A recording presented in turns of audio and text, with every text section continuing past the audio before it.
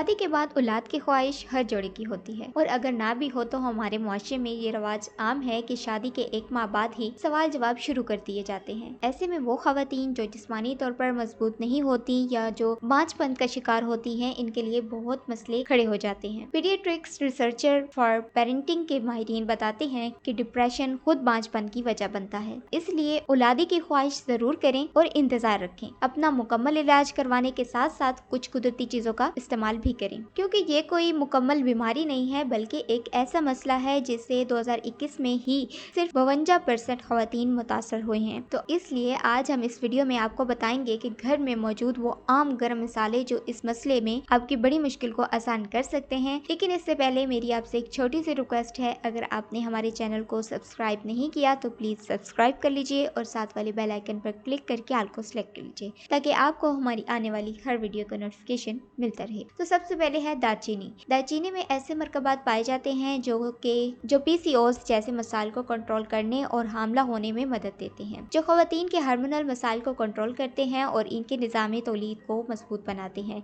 इसके पाउडर को गर्म पानी के साथ दिन में किसी भी वक्त फाँक लें। लाल मिर्च का ज्यादा इस्तेमाल सेहत के लिए नुकसानदार समझा जाता है, मगर आप इसका सही मिकदार में इस्तेमाल करें तो ये एक बांझपन जैसे मसले को भी हल करने में आपकी मदद कर सकता है, क्योंकि इसमें नामियाती थायामीन और दीगर अज्जा मौजूद होते हैं जो ख्वातीन के तौलीदी निज़ाम में ऐसे एंजाइम्स को पैदा करते हैं जो हमल में मुफीद होते हैं। इसके अलावा हल्दी खानों में जितना जायका पैदा करती है इतना ही अच्छी सेहत में अपना अहम किरदार अदा करती है।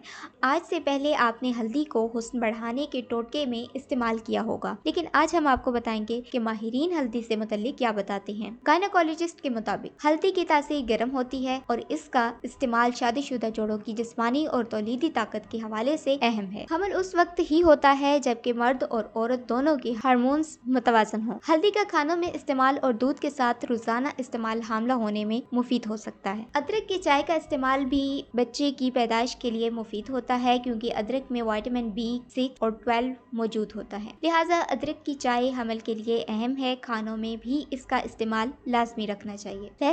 लहसुन क्रोमोसोमल खतरात से बचने और हार्मोन्स को मुतवाजन रखने में मदद देता है। यही वजह है कि निहार मुँह खवातीन को लहसुन खाने का मशवरा दिया जाता है। ये माहवारी और हमल के मसाइल को कंट्रोल करके हमल ठहराने में मदद देता है। मेथी दाना भी हल्दी की तरह गर्म तासीर रखता है और ये खवातीन की ओवरीज की ताकत को बढ़ाता है, जो कि ऐसे फाइबर्स का अखराज करते हैं जो जल्द ही बांझपन दूर करने में मदद देते हैं। जी तो व्यूअर्स, इन सब के अलावा इस चाय का रोजाना इस्तेमाल आपके मसले को हल कर सकता है कि 1 चम्मच हल्दी और 1 चम्मच मेथी दाना को 2 कप पानी में 10 मिनट तक पकाएं और जब उबाल आ जाए तो इसको 1 कप में निकाल लें। इसके बाद आपने इसमें खजूर का पाउडर मिक्स करके पी लेना है। ये एक दवाई के तौर पर अरब ममालिक में इस्तेमाल किया जाता है ताकि जल्द औलाद की ख्वाहिश को पूरा किया जा सके। तो ये थी हमारी आज की वीडियो अच्छी लगे तो वीडियो को लाइक और शेयर जरूर कीजिएगा और दुआ में याद रखिएगा। अल्लाह हाफिज।